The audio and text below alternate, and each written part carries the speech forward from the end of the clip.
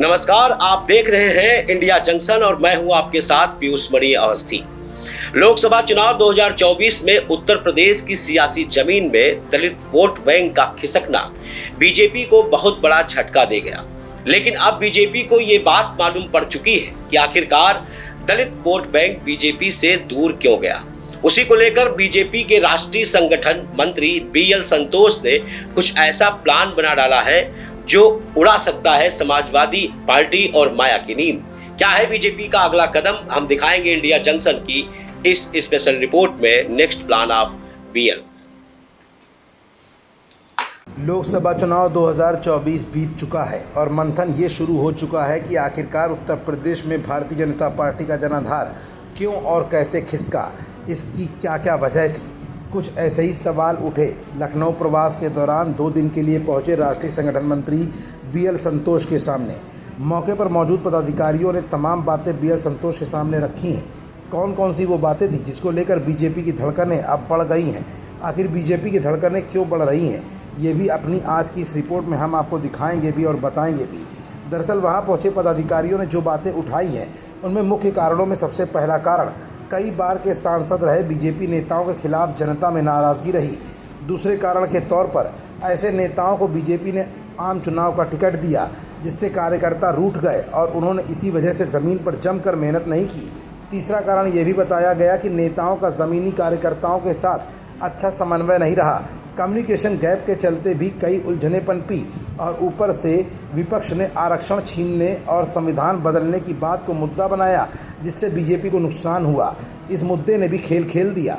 चौथा कारण सबसे ज़्यादा हैरत भरा था और वो कारण था गैर यादव, गैर OBC और गैर जाटव वोट बैंक का बड़ा हिस्सा बीजेपी के हाथ से खिसक जाना। इसके पीछे की वजह सड़क से लेकर सोशल मीडिया तक बीजेपी विपक्ष के नैरेटिव संविधान बदलने वाले की काट नहीं निकाल पाया, इसलिए नुकसान हुआ। इसके अलावा पांचवा कारण अंदरूनी विवाद को बताया गया। ये सब बातें जैसे ही पदाधिकारियों ने राष्ट्रीय संगठन मंत्री BL संतोष के सामने रखी, BL संतोष ने सिर्फ उनकी बातें सुनी और पर्चे पर लिखते रहे। लेकिन सूत्रों के मुताबिक बताया ये भी जा रहा है कि ये सब बातें सुनने के बाद BL संतोष अब फुल फॉर्म में नया फॉर्मेशन कर सकते हैं। BL संतोष यहाँ से जाने के बाद अपनी कुछ ऐसी नई स्ट्रेटजी उत्तर प्रदेश में डूबती बीजेपी की नैया को पार लगाने के लिए बनवा सकते हैं, जिसको लेकर 2027 के विधानसभा चुनाव जाटव, गैर यादव और दलितों को बीजेपी की तरफ आकर्षित किया जा सके। क्योंकि माना जा रहा है कि BL संतोष ने बड़ी खामोशी के साथ सब कुछ सुन तो लिया, लेकिन अब शीर्ष स्तर के नेताओं के साथ बैठक कर बीजेपी के इन्हीं लूप पोलों के बारे में मंथन और चिंतन करने का समय आ गया है। बैठक में BL संतोष ने पार्टी पदाधिकारियों से कहा कि वो यूपी उपचुनाव में मजबूती से लड़ें और जीत को सुनिश्चित करने के लिए संकल्प के साथ काम करें। लेकिन माना यह जा रहा है कि दलित वोट बैंक को लेकर बीजेपी इस समय खासा संजीदा नजर आ रही है, क्योंकि मोहनलालगंज जैसी सीट का सरक जाना बीजेपी के लिए इस बात का संकेत है कि अब दलित बीजेपी से किनारे होने लगा है और दोबारा दलित वोट बैंक को इकट्ठा करना बीजेपी के लिए एक बहुत बड़ी चुनौती भी होगा।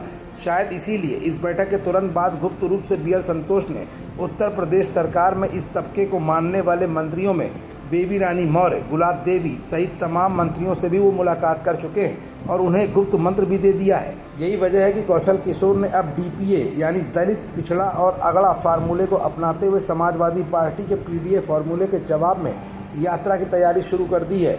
और अगर BL संतोष की बातों का असर यहाँ बैठे पदाधिकारियों में हुआ तो निश्चित तौर पर इसका असर न सिर्फ गांव-गांव तक बल्कि तहसील के बाहर जिले और जिले के बाहर पूरे प्रदेश में भी दिखने लगेगा।